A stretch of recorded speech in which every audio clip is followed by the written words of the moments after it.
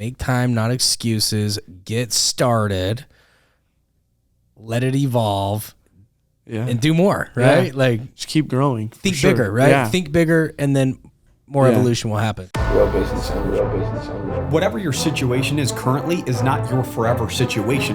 That's really what real business owners is, man. Like, we don't care where you come from, where are you going? Our goal and our job is to reduce the mistakes that you have to make or the money that you have to lose.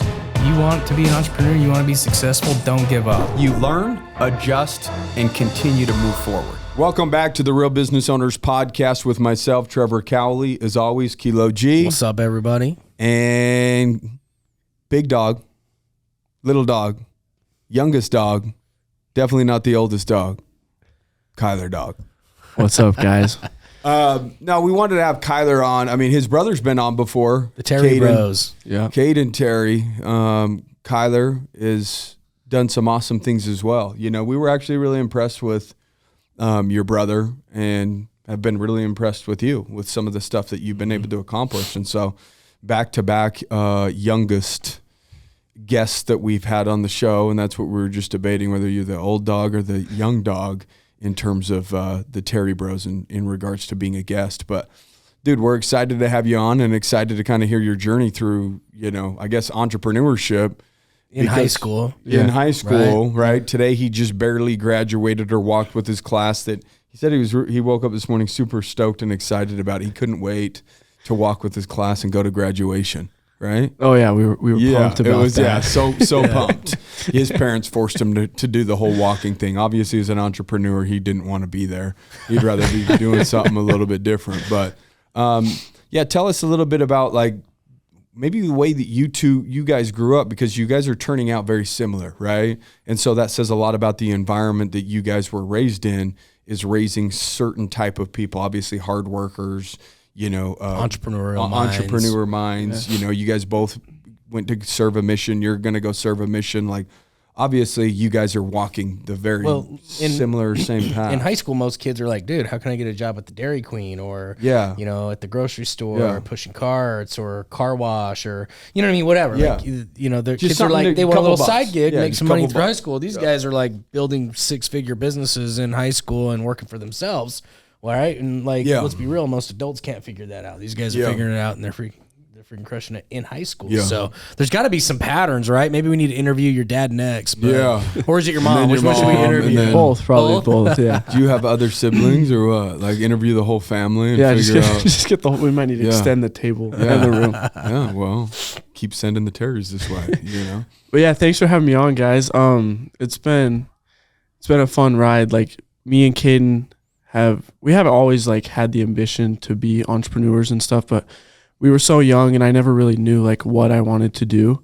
And then the first thing we had ever done was a mobile detailing company. My dad had a car finance company, and he's like, hey, we're paying these guys to detail these cars for us. Like, why don't we just pay you guys? I'll help you out and we can get some chemicals and stuff. And so he had given us a loan for like $350, and we had bought like we bought a kit, a detailing kit that came with everything we needed to detail the cars inside and out. And how old were you at this time? I was honestly probably 11, and Caden would have been 13. So a little bit ago.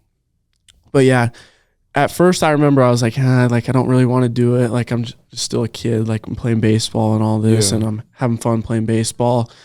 And then we freaking started detailing, and then one car a day turned into 2 cars a day, 3 cars, and we were just like grinding these cars out, and we're seeing these checks come in of these, like, because we charged $200 a car. Yeah. And so we'd get paid like every week. My dad would just pay us every week for all the cars that we detailed that week. So we'd see this money come in, and then that's where we started getting like a little more hungry. And then we bought an extractor. It puts water down into the carpet and then vacuums it out. And so like we're getting more and more legit. And then probably a year later, we had bought in a detailing trailer, put a water tank in there. We had our big extractor, all the chemicals we needed. And so so you had to learn about reinvesting back into your business. No, yeah, for sure. You know, and even at 11 and 12. Yeah, like that extractor, for instance, was like $1,200. Yeah. But it was legit, like it would get the job done. And so it was pretty cool it's almost like a level up. And then the next level up was the trailer. And then just from there, we've just grown into. Was the conversation with your dad like, Dad, we need this extractor. We could be like way better. And he's like, buy it. Yeah. Yeah. Or was it like, No, so he was like, if you guys feel comfortable doing it and if you feel like it'll get cars done quicker. Because what we were doing, we had an old vacuum, like a carpet extractor, but it was for like carpets in a house. And it just had one little wand and like a crappy like little head that would suck the carpet out, and it didn't work the best. And so we started looking, and he didn't doubt us for a second. He's like, if it's going to help you guys detail these cars faster and better, and make you guys more money, then take the jump for sure. Like Kobe would have been like, Dad, buy this for me so I can make more money. And I'd be like trying to give him this lesson, and he'd be like rolling his eyes at me. You know what I'm saying? Yeah. At the very end, I get it. Cut the check. Yeah. Dad, I got a car detailing business. I need you to buy my equipment. Your dad's like, hey, if you feel comfortable, buy it. Yeah. So at that time, we had the money to buy the extractor ourselves and pay him off. But it was pretty cool to just grow from the $350 loan. And that's really like what we've turned to now, is just that loan from my dad. And then we started flipping cars, and we can talk about that more later. And then that led to bin blasters and then real estate. And so it's just been kind of a fun. Look at this guy talking about his fucking portfolio and shit. He's like, this, and his hands keep unfolding like this with new stuff every time. Bin blasters, the real estate, dude. It's cool as shit. How much money will you be making while you're going on your LDS mission? I've got it set up to where my partners, my dad and my brother, they'll take care of it to where I'm gone. Cause like Caden left and we hadn't started bin blasters or any real estate.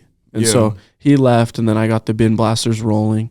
So bin blasters is a franchise, and we can talk about it more later too, but it's a franchise that my dad started up north, and then he's taken it all over the country. And he's like, oh, is that? Talk to him about it. It's the trash cans. The trash can cleaning company. I knew what it was. I just didn't know that your dad started it up in Salt Lake or whatever. Yeah, so now they're everywhere, cool. Like Illinois, California, Phoenix. They're all over. And he kind of wanted to be like watch what my boys can do. And so me and Caden brought it. Caden was still on his mission, and I had brought it here to St. George.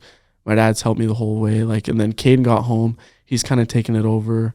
We're starting to do dumpsters now. So for the listeners, it's a trash can cleaning company. Yeah. We have a plan that we come monthly, quarterly, and we've kind of transitioned it to one big plan called the clean can plan that we charge monthly, and then we come clean it whenever you need the cans clean. And my wife does it. She loves it. Yeah. I'm like, who cares? It's a trash can. She's like, they stink. I hate them. The flies, blah. Yeah. No, but like when it's true. She just bought it without even talking to me, dude, it's true. Like it is nasty. It's stinky. It's whatever, it right? Like it's all that shit, and you just drag it out there. It's like, damn, dude, these you do think like they need to be cleaned out, but then it's just like it's a trash can though. Yeah, but you guys literally, I think at one point built like a team where you guys went out. Did you guys go out door to door, neighborhood? Yeah. Because like there's an educational thing that has to happen, right? The consumers need to know what's available in the market,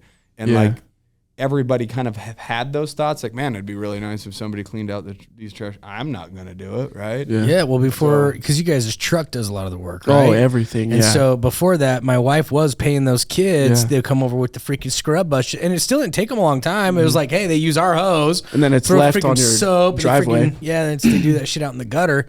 But she likes her trash cans cleaned, so she was paying for that. So, dude, it's like brilliant. You and your family are like, hey, let's build a. So get trucks that will like literally just drive up like the trash trucks, and they like pick them up, freaking high pressure spray them out. 200-degree water, drop them. All the stuff stays in the back of the truck, like all the crap out of the can. Anything comes out, We drop them, spray them with lavender, clean off the outside, and then walk them back up to your house. But like you said, like when I first started driving the truck and I was doing it day to day, I had so many moms like, hey, like I took the pressure washer to it like last week, and all the crap just comes back on my face. Like, do you have a card that I can do? And then that kind of like that I can have and I can sign up. And then that kind of sparked something in my head. I was like the people know that they need their trash cans cleaned. And so like we need to get door to door. Like we had Facebook ads going and they were doing good, but we need to get door to door, get these guys pressured and like get them signed up right there.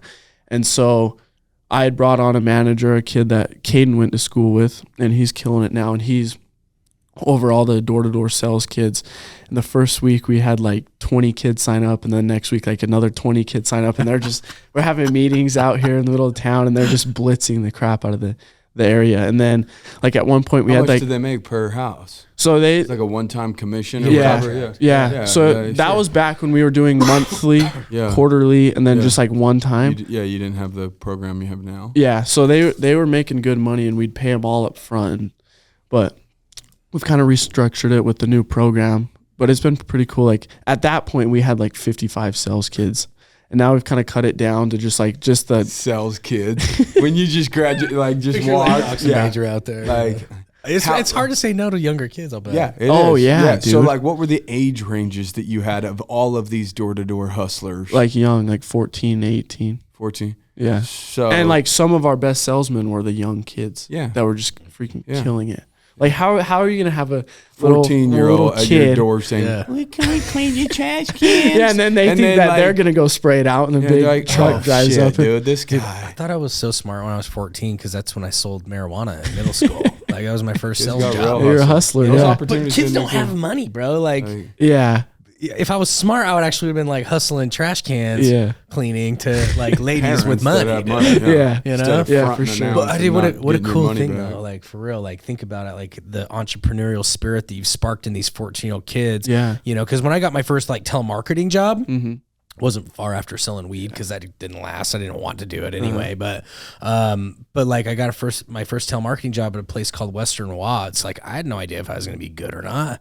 You know, but I actually started climbing the ranks, and it sparked something in me. It gave me a little bit of belief in my like sales ability, right? And it's like you're doing that for these freaking kids, man. On top of building a freaking cool ass business. You know? So we had like meetings every week, and we'd like pound in these kids. No, but that's really what it is. Like these little self-improvement stuff. Yeah. And we'd like pound into these kids. Like you're doing like one of the hardest things right now. The rejection that you're going to get at the door is going to set you up for life. Like if you can learn to make a sell like 1 out of 10 times, then like you're getting slammed in the face 9 times out of 10. Like you're gonna be doing crazy things in life. Life's easy after that. Yeah, you know what I mean. All you go home to loving parents. Everybody, you know, like the grump at the gas station looks nice. Yeah, you know? seriously. Well, that's kind of what average is, right? When we talk about people, is like they're constantly running from and afraid of rejection, right? Instead of like people that are more highly successful, that is one of the main attributes, is like they are willing to face rejection and still persevere, right? And so like, dude, again, I think it is badass. Man. Like, I love it. Dude, sign Kobe up, bro. He needs to get out slinging some trash cans. Let's get Kobe out there. Kobe would kill it. He would be good. So like when you're gone on your mission and you know your brother's kind of doing ops or whatever, dividends are coming.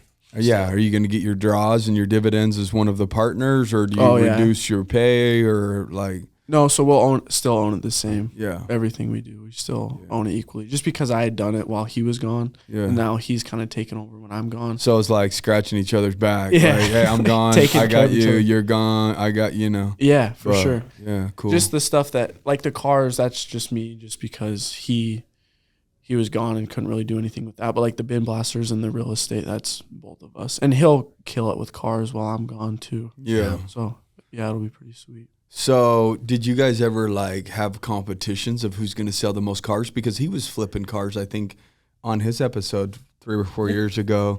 He did that first, I would guess, prior to you being a couple years older.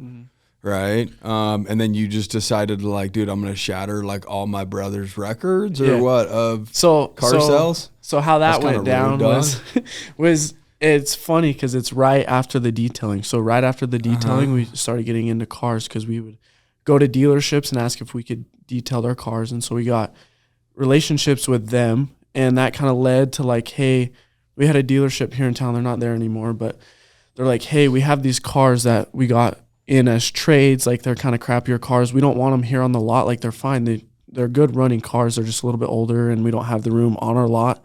So would you want to take them home, clean them up, and sell them for us? And so we did just that, and we sold the cars through the dealership. And Kate and I actually started doing that together, and we had always done it together for probably like a year or two. And then we kind of split off, and as he was getting ready for his mission, he kind of got into like the nicer cars. Like I think he flipped like a Tacoma or something, and then he left, And then I started doing like higher end, like exotics and like bigger stuff like that. And that's kind of what I'm doing today. I'm kind of chilling out right before my mission, but that's kind of what it led from was the dealership cars that. So did you decide to get your like car dealer license? So my dad has that. So back in the day, we were just selling them through those dealerships just because they were still their cars. We were just selling them.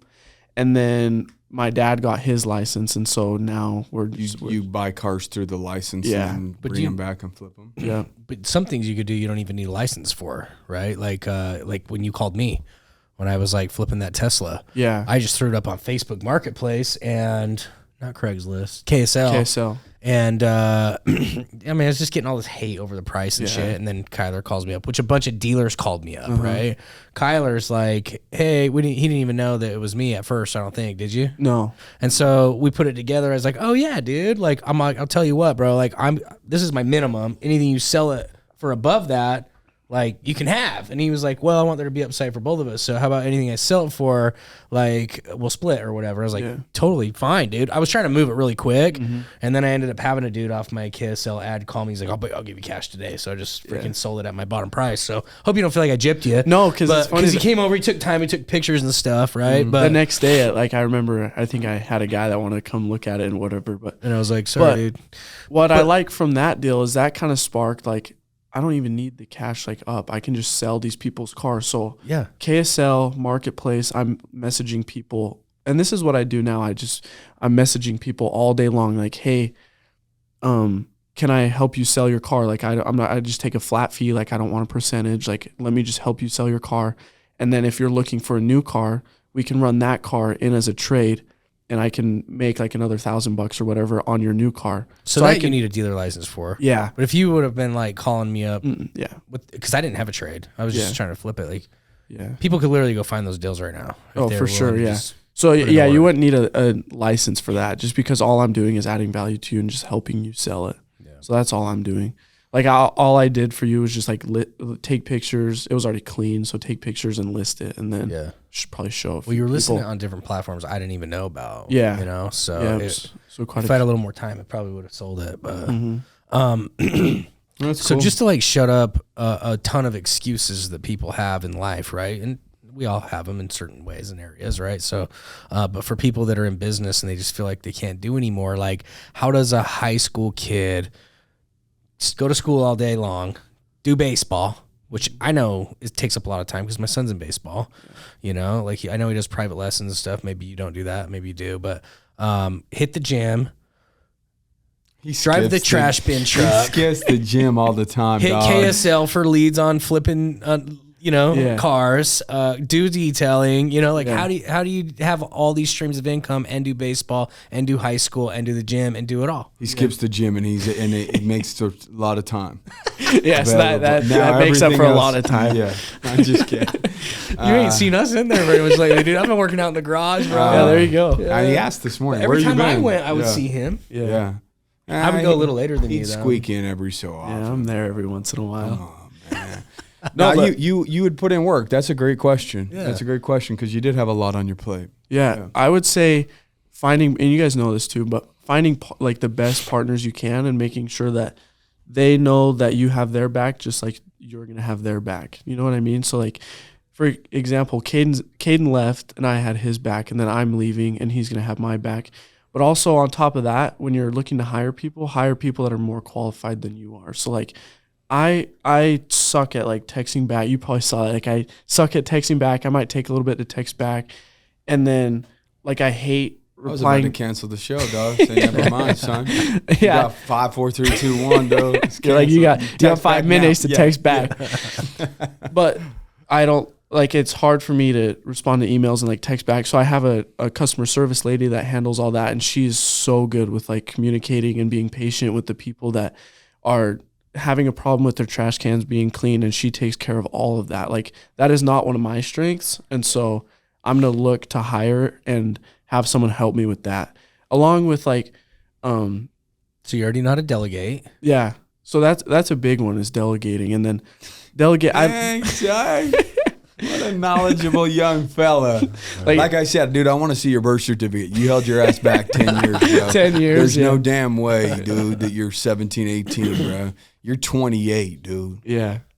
You gotta be, dude. bro. I wish. With the experience, you got probably more than 28 years worth of wisdom and experience. Like, I wish I was 28. I'd already have 40 million. Oh, man, you should see me at 28. Dude, I'm just freaking. I'll have 100. Yeah. I'm just glad I'm done with high school. Yeah. Yeah. Everyone asked me, this is something we can talk about too. Everyone asked me if I'm going to college. I'm like, no. Hell no. Heck no. The only reason why anybody should really go to college is for the experience of just like hanging out with bros if they want to hang out with bros. Unless you know very specific. Like, look, bro, there's 40-year-old people on this planet right now that have no idea what the hell they want to do with their life. And you're going to want to ask an 18-year-old going into college what they want to do for the rest of their life? Yeah. When last episode we talked about seasons of life. We're always evolving and changing, but you're going to ask somebody that doesn't even know quite who they are to their core what they want to do for the rest of their life, right? Which is, in most cases, people are making mistakes. They get halfway through school and then so if anything, you would just chalk it up like, if you're going to be a doctor, then cool, or a lawyer, cool, or a CPA, cool. Like there's specific, you disregard those. Outside of very specific industries, you're only going for experience of being young. In most cases, those are people that want to party and this, that, the other. Obviously, you're going on a mission. So maybe that lifestyle doesn't appeal to you and you already know you want to be an entrepreneur. Yeah. And so I don't really see it adding a ton of value. Like when I can get that same value, probably, if not probably better, from a course or a book or a mentor, rather than sitting in a classroom and like, okay, open to page 456. We're going over the freaking Pythagorean theorem or whatever the crap we don't even know. We couldn't pronounce that. Seriously, dude. But that's kind of something that I've always thought, like, why would I want to learn something and pay all this money and from a book rather than learn it from the best of the best, like with a course or something like that. In modern times, like, dude, I wouldn't be ashamed if I needed to get some mentorship from you. Right? Say I was like, hey man, I really want to do this thing, or with my son, right? Like I could like learn so much from you on that because I obviously don't have that experience, right? And so there's like a lot of, I think, old dogs that are kind of like, they see these younger generation coming up and crushing it in ways, and they kind of they don't have enough humility to like learn from them, right? I do see that out in the world, right? Yeah, but true. I do see people willing to do it too. But like at the end of the day, like the young generation, especially the ones that are ahead of the curve, they have a really good pulse on like what's trending and what's what the kind of a more modern way of doing business is, right? Like I could do old school networking for years, right? Until it's dead completely, like in the BNI groups, or I could learn from the young kids on like, what's the best way to get business right now, right? What's the cheapest way to get salespeople? He's like, hire 14-year-olds to knock doors, dummy. He's like, let me build your Facebook ad. Hire this customer support rep. 14-year-olds to do sales. Boom, boom.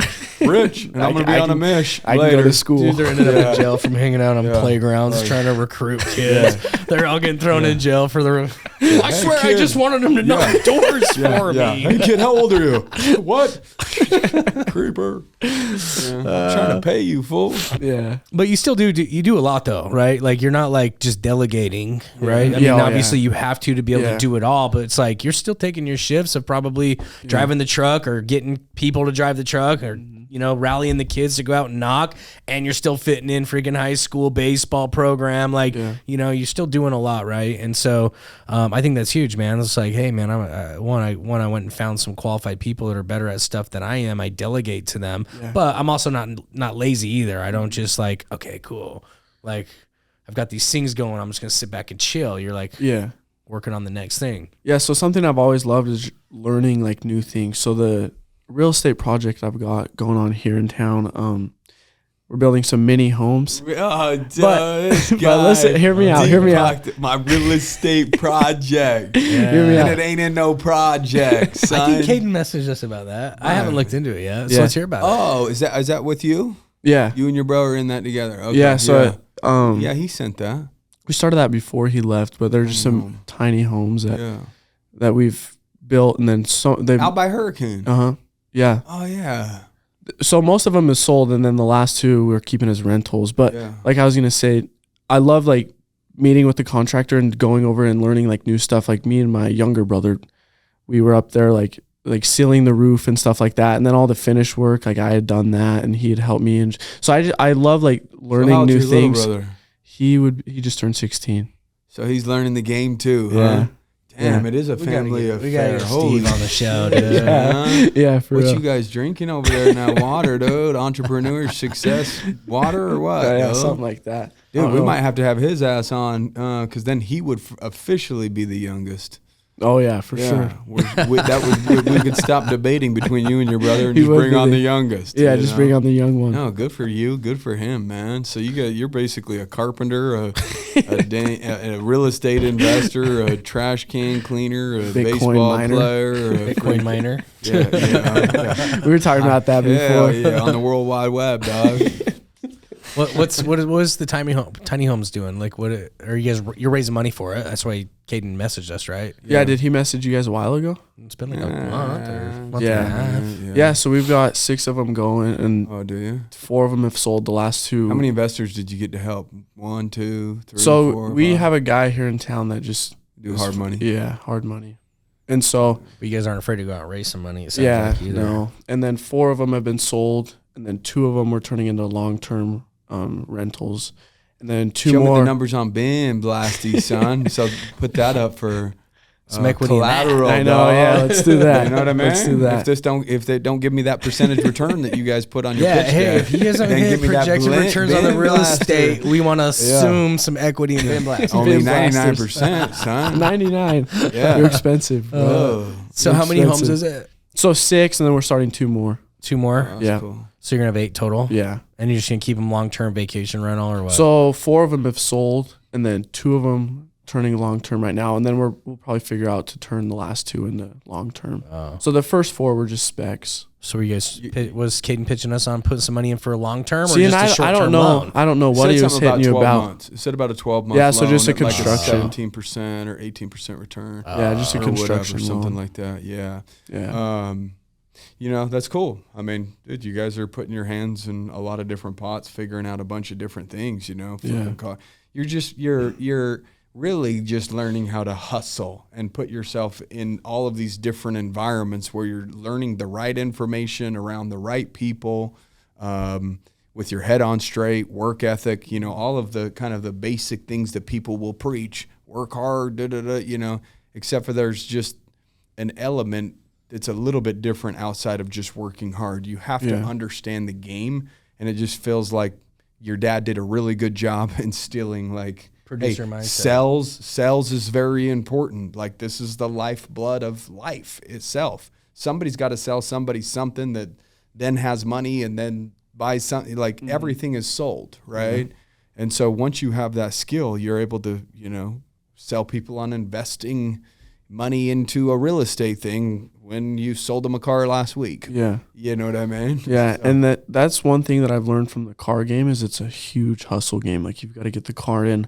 hurry and get it detailed and then listed. Like, I like to list mine literally the same day that I get it. And then the quicker that you can turn it, the more money you're going to make, just because then you can move on to the next flip or the next flip. Or if I'm finding you a car or something, then the quicker, the better. And so that has taught me to hustle a ton, the cars, and then also the sales too. There's a lot to be said for, like, not just the hustle, because, dude, you were like, I'm just gonna guess maybe the 10th or 15th person that called me to try and help me sell my Tesla. And I didn't even know it was you at first, but when you were like, hey man, what's your rock bottom price? What's a fair deal? How can we create a win-win? It was like, oh, okay, I'll talk to this guy. I didn't know it was a freaking high school kid. Like I said, he's 28. You were talking to a guy. Yeah, you got like everybody else that was hustling Yeah. was just like, dude, I could not. I started putting on the freaking ads, like, if you're a car dealer, stop calling me. Yeah. But like, everybody wanted to help flip Teslas because they're so hot. But I was willing to talk to him before I even knew it was him, and entertain doing a deal with him, because it was like, hey, I want upside for both of us here. Let's work out a deal. And it was like, dude, like, people don't get that. Like, so, I'm only thinking about that because you're like, dude, the car game's such a hustle. It's like, dude, there's a lot of freaking worms like in that game, dude, Yeah. in that car game, just like trying to just take advantage. And that approach of like, dude, how can I create a win-win? Like, you already got that figured out, bro. Most people in their 40s don't have that figured out. They're just still trying to freaking get theirs. And he calls all the ones that say no car dealers because he's like, dealerships or something like that. He's like, we're of a kid that's a dealer of cars. I'm not a dealership, you know? Yeah, but that's big too, is adding value back to you. Yeah. Just because that's how I won your your support. And so what were you gonna say? Go for it. I forgot what I was gonna say. But what's the upside for a Bin Blaster franchisee? Like, what do you mean? Like, are you guys trying to get that out in more and more cities and locations? Yeah, so there's a franchise. What's the structure? Right? You can buy a truck and whatever, start a business, can't you? If you live in different territories or what? Yeah, so they've actually gotten a ton of their customers for their new franchises over TikTok, which the people hit them up on TikTok like, hey, I want to bring this to this. And then they send them to a link like, hey, fill out this. We'll see if you approve for it and see if we can get you going there. What's like the total cost to get going? $60,000, just a franchise fee. And then how much is like one of them trucks? So the trucks new, they're $150. I had designed mine with a welder here in town, so I had bought just a Nissan Titan from the auction. Then we put a flatbed on it, and I like designed a metal water tank to go in the back. Then we put this skid on, and it's got the water heater and then all the pumps and everything. And so we had designed that truck, and we were into like $65,000-$70,000. You can just buy one for $150. Yeah. Yeah. Yeah.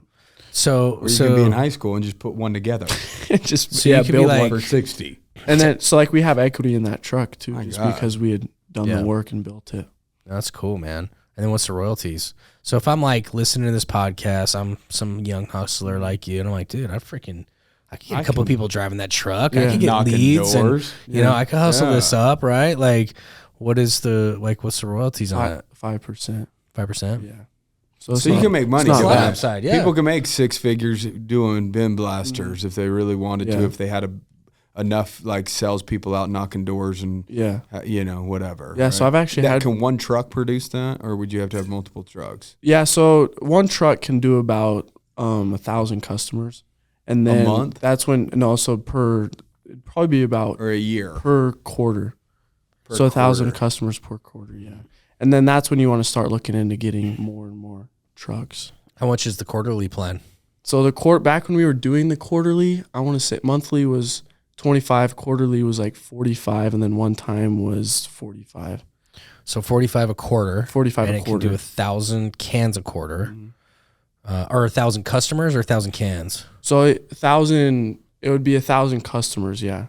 So 450,000. So and most people 45,000 a quarter. So you can bring in roughly 200,000, 180 roughly, somewhere around there. Truck. But that's if you're maxed out at one truck. Yeah. You have to max it out. But if you were at half capacity, then you're still making, it's still $100,000. Yes, you'll have whatever, somebody driving this, that. Yeah. But so it sounds like somebody can make, $50,000, $60,000 pretty easy. What's been a pretty good cash cow is we've started doing dumpsters. So down in Vegas, there's a little part that went on our truck. It's a long vacuum that goes into the dumpster, and then our driver gets in there, sprays out the dumpster, and then vacuums the water out, and we can charge like $250 to $300 per dumpster. So that is really good, and it doesn't take a long time either. But we can go sign up these complexes that have dumpsters and clean all their dumpsters and make good money doing that too. Dude, that's a cool franchise. Yeah. Like if I was like, man, I'm looking for something that can be a franchise that could be like affordable to get into. Like I would already be thinking about like scaling to 5 trucks and making $1 million a year. Yeah, for sure. And then what's nice too is it comes with the customer service rep, and so she handles everything. She creates your schedule. So we have a driver, and it's just like them two talking all day. They say, hey, maybe the cans run out at this house. Can you message them? And then they're messaging back and forth. She messages the customer or calls them. And it says, okay, head to this next one, then swing back around or whatever. But it's kind of nice because she handles everything. If not, my phone would be blowing up all day long. Yeah. Just like, hey, they said their cans weren't clean enough, or like, hey, their cans weren't outside. Can you figure it out? And then I've got to go and look at the schedule and the route. But it's nice because she handles everything. And then the people up at corporate, they do all the marketing and stuff. So you just say like, I want to spend this much a month on Facebook ads, and they pump out Facebook ads and change the ads and target the area they're in. Yeah. So do you buy like an area? Yeah. If you buy that, that's cool. Yeah. You get an area code. Dang, son, you got businesses in different area codes, homie. Yeah. Real estate. Real estate. Yeah. Sounds so cool. Yeah. My money's tied up in real estate, dude. Like automatic. I'm sorry. You know what I mean? Like when people say that, it's just like, wow. Big player. Wow. You know? You're so cool. It's like greater than money. It's real estate. Wow, It prints money. Yeah. You Trevor's so cool. He's got real estate. I don't. You got your portfolio's bigger than mine, bro. You know? Kale's got real estate in different area codes. You guys are pretty diverse though too, aren't you? You know? You've got franchises. Don't you ever bowl? Like just a bunch of different stuff like that. Yeah, we're just rolling in the money. Yeah. You know That's what I all mean? it comes down It's to. just- We got in those Mexican restaurants. Those will probably do good. Those will do good. And then we got in Wag's other brands like Hello Sugar, Dirty Bird Fried Chicken, Everbowl. You know, Yeah. they're producing cash, but there's not really dividends with all the inflation we've been going through right now. So, you know, you hold tight on some of those things, man. You know, bought some real estate in Dallas. What if we would have done real estate? What if we just given the money to Golly. Terry's, bro? Yeah, we have I like 10 know. trucks going right now in like 10 area codes. Yeah. Should have dropped them a milli, dog. That could have got A milli. freaking- for real. Could have gone a long ways. Yeah. Real estate. Real estate. Like we want 2 tiny homes, we want 2 bin blaster trucks. Yeah, dude, he's this guy a la carte over here. You're like a fast food for businesses. I can get a new car from you, I can get a franchise from you, or I can invest into real estate with A you. mini home. Just What you need. Whatever What do you need. Like, Yeah, I got whatever you. need. I'll figure it out, you know? But that's the attitude that you really have to have as an entrepreneur is like, what do you need? Oh, there's a gap in the market? Okay, well, I need money and you need I'm a this. What if I producer. give you Yeah. that? You know? Like, Yeah. I'll play middleman and buyer, seller, cool. You Yeah, know? but I've always thought that you have like one main source and then you invest in other things. So like I would say my main source is cars, just because that's what I make the most money from. Then I'm invested into the bin blasters, into the real estate, and just like all the other stuff. But how many? What was it exactly? Like how many? What was the dollar worth of cars that you flipped just in your senior year, like this last year in high school? 2022, I want to say it was like 2.2 million. 2.2 million in cars. Yeah. And then I honestly would probably say that I'm at that, if not more, this year. Yeah. This year's been a So in good the year. last 12 to 18 months, you've sold 5 million in cars. Yeah, probably something like that. around Year and a there. half, Yeah. something like that. Yeah. Oh. But And then you don't go live large. You're just like, oh yeah, Yeah, that's I'll bullshit. do this with my brother, and I'll put this money into bin blasters. Yeah. And He into this Porsches it, project. bro. He's whipping hard, dog. What are you driving?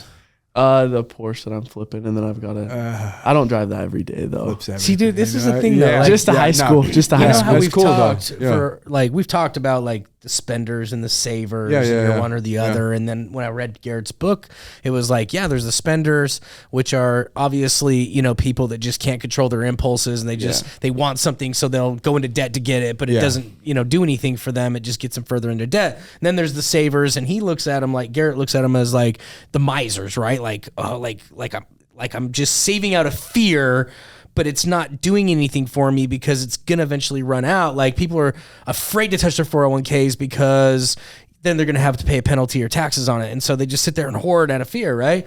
But then there's the producer mindset, right? And he goes into like how the producer mindset is like basically what, kind of sounds like you guys have like instilled in your family values, right? Like I want something, how can I get it, but make sure it produces for me? I like driving nice cars, so I'm going to, get Porsches and shit and drive them and have fun while I'm flipping them, right? Like that's kind of the thing that like Garrett was talking about in his book, Killing Sacred Cows, as far as like how to adopt that producer's mindset. Yeah.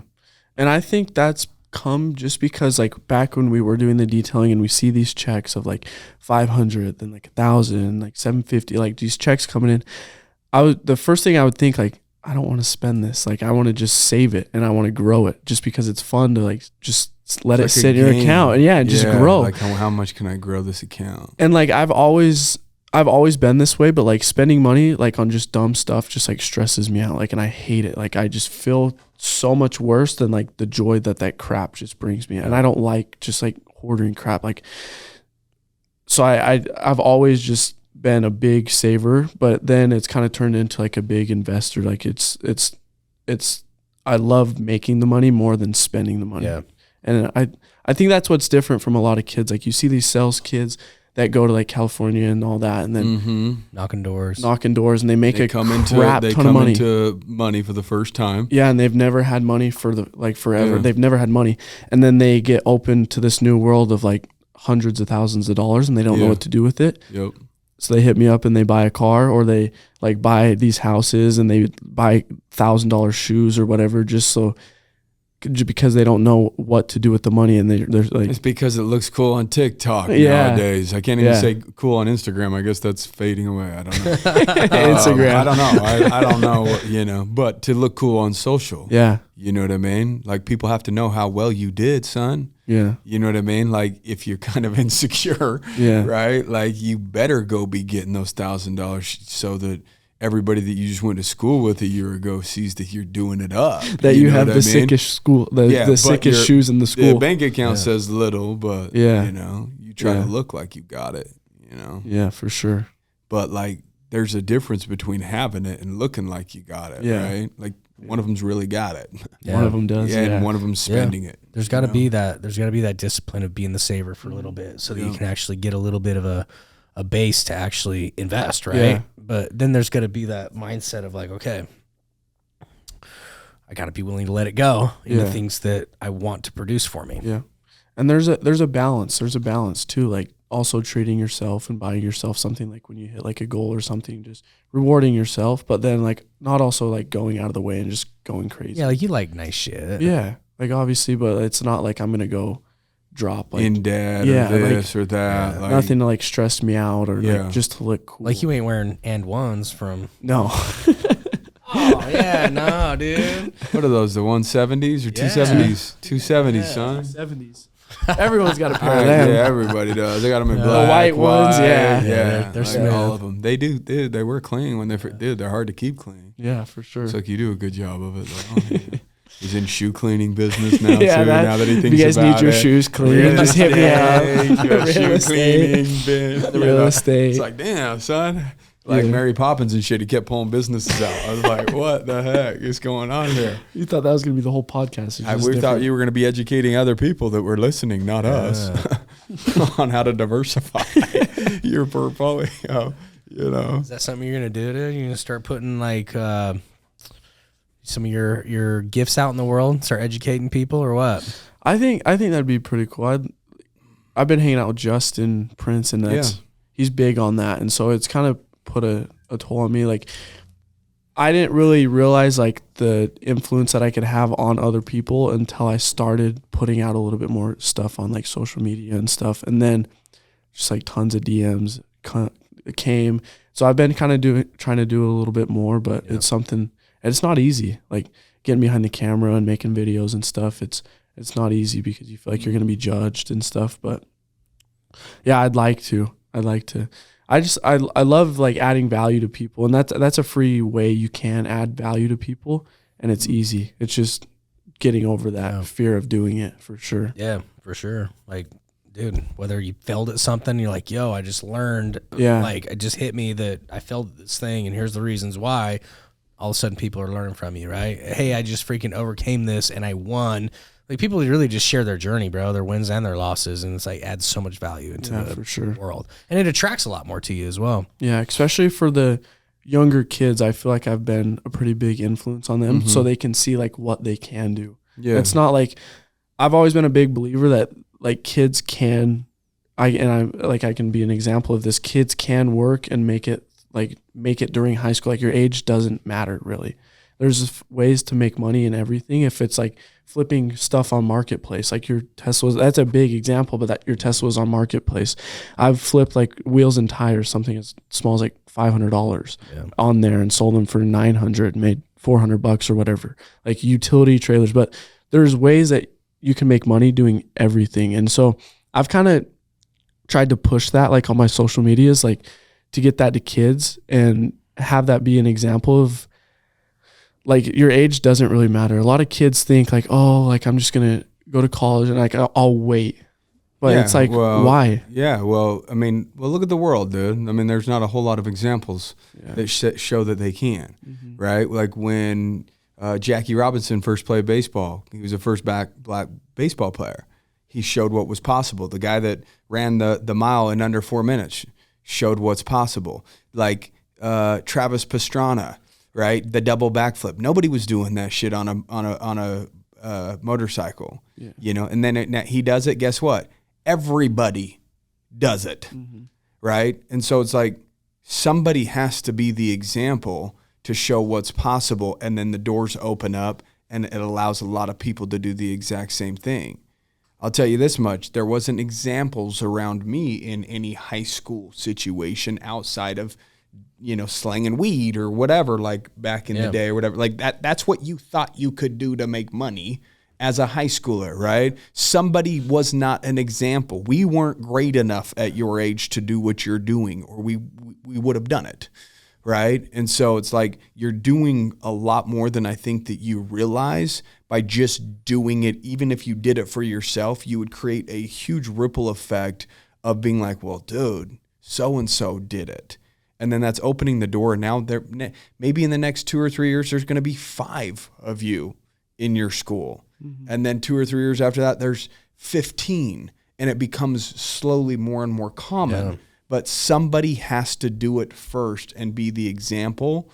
And I think that you guys have done an amazing job doing that, right? Like you probably and evolution will happen, bro. Like Caden, his brother Caden was doing that, and then I see you a couple years later bringing Justin in to speak to your entire classmates about entrepreneurship. You know what I mean? And it's like, dude, that's going to spark something really big, right? There's probably more kids literally in high school making more money in our town because of what you guys have done. Yeah, it for sure has sparked something. So it's pretty cool to have like an influence on the kids, especially the younger kids.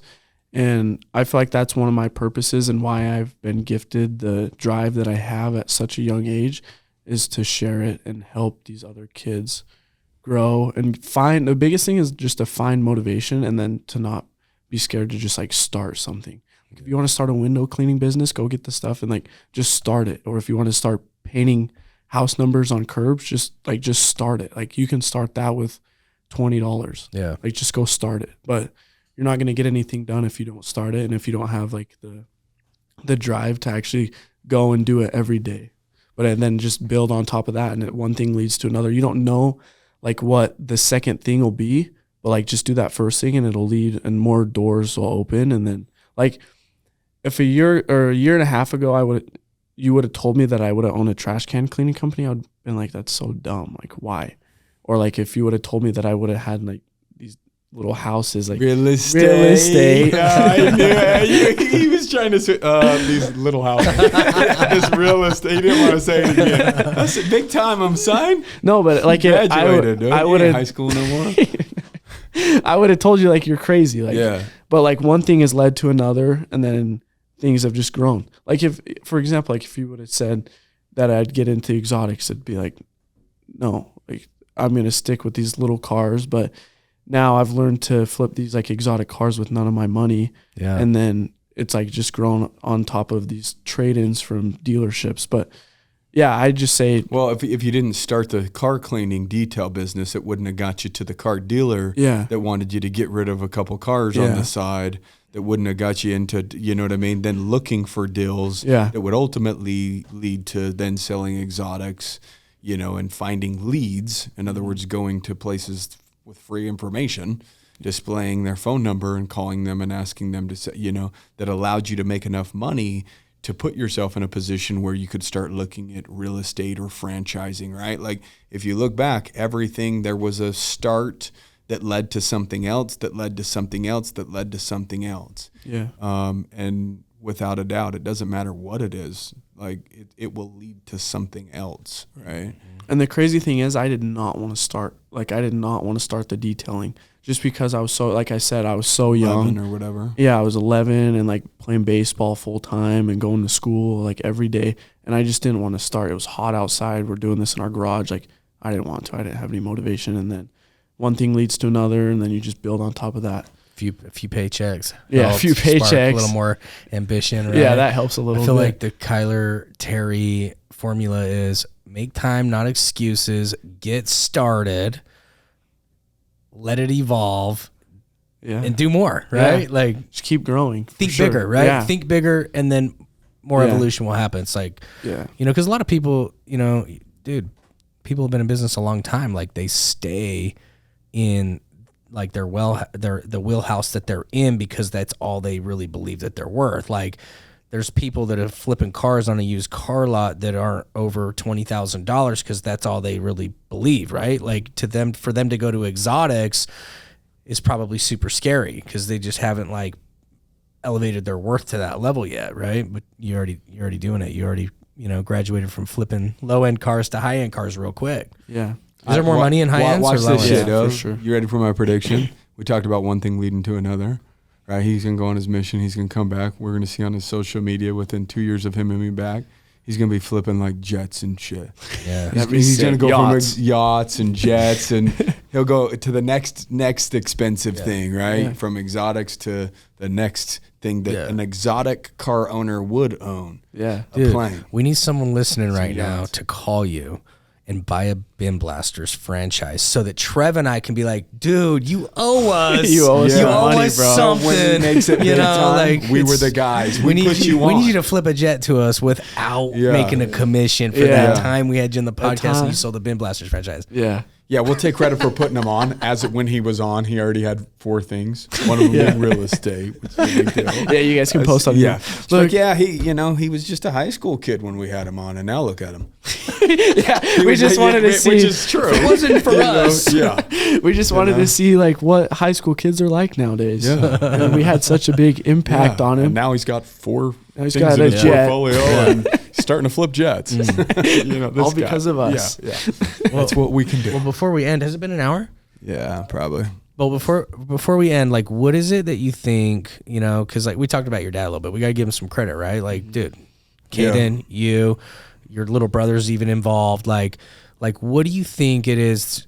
Like, what are some traits that your dad has followed and instilled in you guys to like create a producer's mindset? Like, that's cool. He gave you a loan.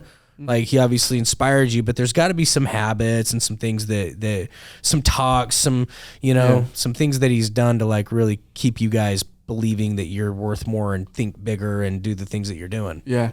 So, he's one of the hardest working people I've ever seen. He's at the office all day long and he's just grinding. And so that's something that I've looked up to. And then also he's put it pretty deep into us. He's always said, be a producer and not a consumer. So you want to add value to people, like even if you're not expecting anything from them, and you don't want to be that person that's always like biting at people. I'm going to consume from you. I'm going to take something from you, and I'm going to figure out how to live that way. He's like, always be a producer. But like I said, he's always just taught us how to work hard. So back in 2008, he was young. I think he was probably 25 or something, and he had a ton of money in houses, big houses. Mm-hmm. And then the crash happened and he lost every dollar of it, filed bankruptcy. And so he's had to completely restart. Like, and he had a lot of money. He was young. Mm-hmm. Like, I want to say like $5 to $10 million in cash just in these big homes. And he had them leveraged. So then the bank or the market turned, he had these payments and he's just like, what in the world am I going to do?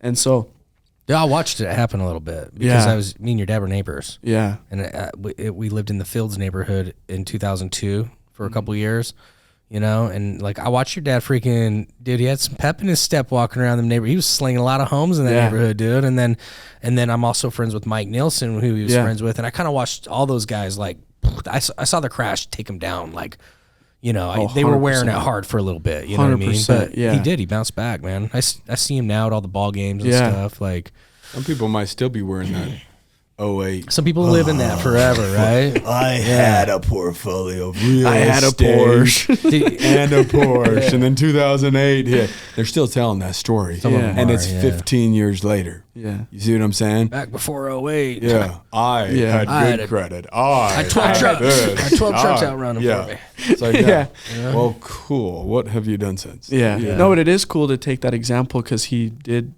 have to completely restart. And he's absolutely grinded from then. Like back in the day, we lived in a tiny apartment. We went from a huge like $3 million parade house, which back in the day that was big. Oh yeah, like one of the biggest parade houses that year that he had built. We lived in that. And then the market crashed. We moved Sports Village, a 1-bedroom house, and me and my younger brother and my dad slept on the bed, and then Caden blew up an air mattress every night and slept in there. And so, like, looking at that back then, like, I had no idea that times were that bad. And now being so thankful that he's doing as well as he is, and my mom too, she's killing it as well. But it's crazy to see them just absolutely grind and to the point that they are now. And so it's been pretty cool. Yeah. Was he pretty transparent with you guys as he's going through it? Like, hey, we're going to pull out of this. Make sacrifices, kind of like teaching you the lessons as you go. Yeah, but I was so young that I had no idea. Like it didn't. Yeah. I was like, wait, why are we moving into such a small house? Like, I like this big house. Like, he's like, no, we just need to like downsize a little. Like, and I was like, okay. The other one has a swimming pool and I owned one of those one. Really? Yeah, it's pretty sweet. Yeah. You can see how a little kid would be. I bought it as an investment property. It was my very first investment property, dude. They're small. Yeah, tiny. 1 bedroom, tiny literally kitchen, a hotel tiny living room. Yeah, hotel It's pretty much a glorified hotel room. It's a long, that's it. Long with a bedroom that separates it. But dude, you still had fun though, because they got the mini golf and the pool. And that's why I was like, okay, I'll give up this. Best of it. I'll give up this huge, and I was probably like 4. I was like, I'll give up this house. So I was like, wait, we get a freaking pool and a racquetball court? Like, sign me up. Much. Yeah, sign me up. Dangle something else shiny over there, even if it's way less. They'll be like, oh, cool, another shiny object. Okay. Oh, sweet. Golf. Yeah, let's do it. Let's go. Yeah, golf. Yeah, mini golf. It's like, I don't have one of these at this house. So let's bounce. And we get to sleep together. Dad, this is awesome. I've been begging to sleep in your bed. That's exactly how it is. You guys kicked me out 2 years ago. Yeah. Finally. Yeah. That's probably what they think, right? Like, that's what they care about, not the big ass house that we think that they care about. No, yeah. 100% no. So that's but yeah, it's been cool to grow with both of them, and that's cool. Yeah, just grow as they've grown. That's rad. It's your social, your date of birth, and then you can verify on the podcast. Then you'll let me leave, and then we'll let you leave. Yeah. I don't even know. I couldn't even tell you what my social is, dude. Really? That's how young I am. He's not old enough yet to memorize. It's not important yet. No, because I have to text my dad and say, hey, what's my social? Yeah, he says, what bank account are you logging into now? That shows you anything's possible. Just text him right now for it. Know his own identification. Say, Kale and Trevor need my social. He'll be like, what? Yeah. No, I'm not sending for the podcast. Are they doing your accounting or something like that? Send over a text of your birth certificate. So that's what we're really looking for. You know, we want to see that. What year were you born for real? 2004. 2004? Yeah, it's funny that. So I started going to Fitness Culture where you guys go, and they're like, "How old are you?" Or no, I got in. They didn't ask me how old I was, and then Ty Mendez, he's like, "Dude, how old are you?" And I was like, "Well, I'm like 17, but like here I'm 18." And he's like, "Oh no, dude, you're good. Like it's just for insurance or whatever." But I was like, I'm. You got to be 18 to work out there? Yeah. Oh, wow. I don't know how they let me in, but they did. I'm 18 now though, so don't kick me out. When did you turn 18? September 2nd. Oh. So you are an old dog for your age. Oh, whatever. You should be 28. In 13. You should be in 13th grade, dude. Not 13th grade. 13th grade. Yeah, I should be. So, dude, it was good to have you on, bro. It was good to hear your story. Yeah, thank you. You're going on your mission. You're going to speak a language that I've never heard. Yeah. Which is? Kirbati. We do not karate. No, it's close. He's not. It might be the China. same. Might be the same. Karate, Japan. Yeah, so I'm going to the Marshall Islands, and I leave August 7th. I don't even know what that is, bro. Tiny islands, bro. Where are they by? So they're kind of by Fiji. Oh, cool. Hawaii. Yeah, Polynesian, Black Islands, or whatever. Like, they're not even islands. They're so small that they're called like atolls, and so it's like a road. And then on one side is like a lagoon in the middle, and then the other side is like a house and a beach. That's how small the islands are. There's 33 of them. Though. People live. Kind of scared to live. It's gonna be intimate, like that, bro. Oh yeah, like, for like tropical storms and shit. Yeah, that is a trip, bro. Well, I'll be no AC, little tiki huts, sandals. Like, dude, the storm wiped out my garden, and now I have no food. Yeah. Now I gotta go spear fish. I've got 8 weeks to grow again. I got 8 weeks to grow food again. Can't eat for 8 weeks. I'm on a carnivore diet. Wiped out my garden and broke. Yeah. my leg, so I can't spearfish. Like, what am I gonna? I'm just gonna wither away to nothing here. Let me ask you a question in regards to your mission. Like, is that something that you've always wanted to do ever since you were little? You always saw that. You watched your brother do it. You wanted to do all that, and like in preparation for it, like, are you changing your habits? Like, are you reading the Book of Mormon and the Bible or whatever, like a lot more frequently in terms of preparation? Have you felt like that your spirituality has grown since you made that commitment? Because in some cases, things grow just by the commitment that we make. We feel a different level, right? And yes, we are talking about more spiritually here, right? But like this goes even in fitness. When you make a commitment, when you're there, it feels different, right? Like if you recommit to your relationships or whatever it is, like your spouse, it feels different, right? And so making as big of a commitment as you made to go serve a mission for, a year and a half or 2 years, have things felt different in terms of your faith? No, yeah, for sure. Since I got my call, then it's like, okay, I'm doing this 100%. Like Caden's been doing basically everything with the bin blasters, and it's like I'm going to really focus on this so I can add as much value to the people on the islands that I can. And I'm going to study as hard as I can, and I'm going to get as ready for my mission as I can.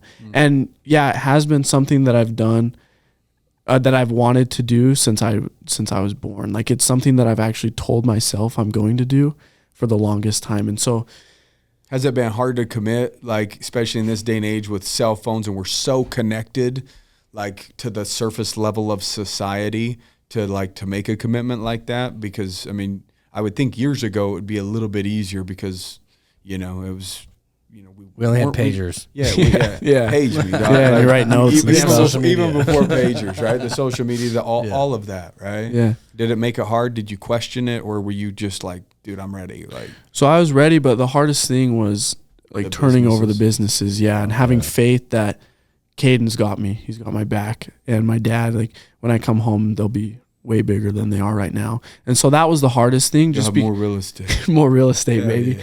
But I get that. I get asked that a lot. Like, are you worried you've built all this up and now you're just going to leave it for 2 years? And I'm like, yeah, I've got faith in my partners that they've got my back. And so obviously you have faith in God.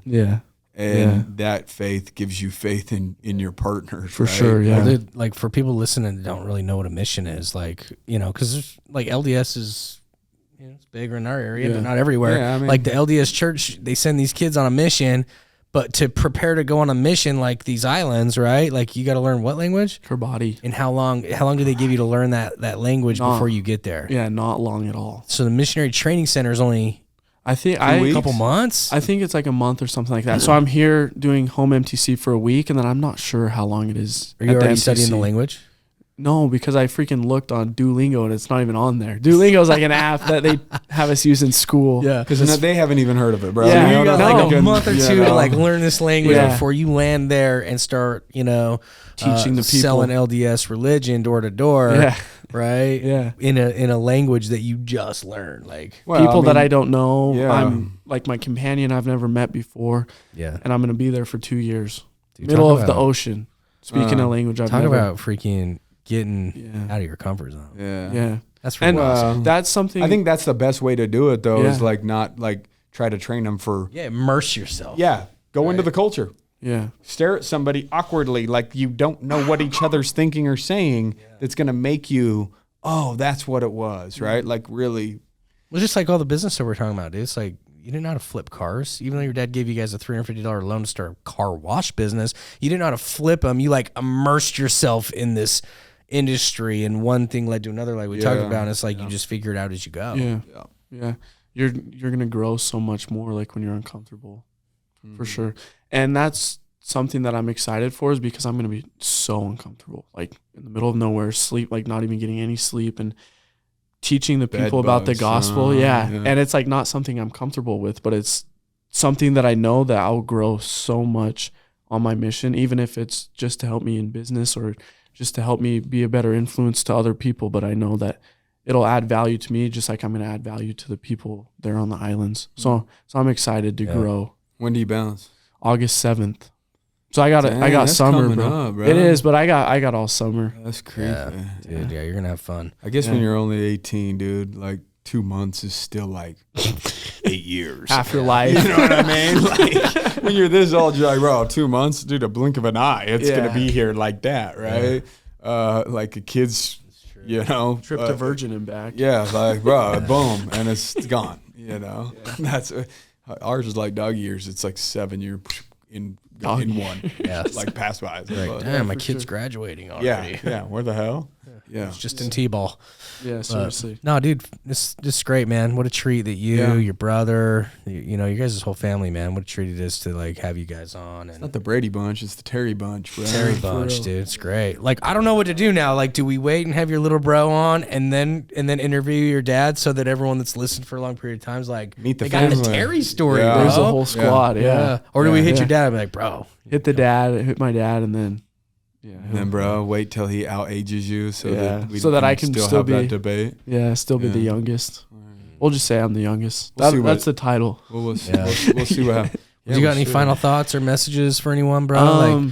Is there anything you wanted to say on the podcast? I think we talked about a lot of stuff. Out. Yeah, real estate for me. Real estate. That's all I wanted to talk about. Yeah, portfolio. I got an exotic for you, and I'll blast your bins. Yeah, you know. No, but if you guys are looking for a car, I'll be here for two more months, and I can find you whatever you need. Just hit me up on Instagram, Kyler5Terry. We can go from there. Find you exactly what you want. Yeah, Kyler5, just the number 5. Number 5. Baseball number. And Terry. Yeah, we'll put it in the bio thing of the whatever they call that for the episode. Cool. Yeah, show notes or something like that for you guys to reach out to. Dude, thanks for coming on. Yeah, thank you guys for having me. You're always cool to see at the gym. Thank you for always listening to me talk shit at the gym. And then thanks for coming on, bro. I'm excited to see what you guys do. Thanks for giggling at his shit talk at the gym, dude. I'm the only one that can take it. Right? Everyone else is like this. Like, who's this guy? I know. He's just ripping into some 18-year-old. I know. And they're like, dang, this guy's going hard at that kid. Jeez, is that his dad? I don't think it's that. This is Trevor dad. really needs to like go freaking coach a high school team when I'm sailed off from the business world. Yeah, when you make you like a fitness coach or something at the high school, like just the fit. I'm already self-proclaimed though, bro. I'm like, yo, how much weight you curling over there? Come on, bro. Come on. Go down slower. You ever heard of pause reps? The quote I want to get on a shirt is, he said, the only drop sets I do is when I'm dropping the weight on the stack, getting heavier. I don't do no drop sets. It's like I drop the pin. I ain't dropping it in terms of lightening the load. We got to get that on a shirt. The I get is I get heavier, son. Yeah, there you go. Get that on a shirt. All right, bro. Appreciate you. Guys, if you want an exotic, you know who to hit up. Other than that, make sure that you go to rbolive.com, get yourself a ticket. Me and Keller are excited about what we're going to produce in Texas, and we hope to see you guys there. Keep kicking ass, taking names. We'll see you next week.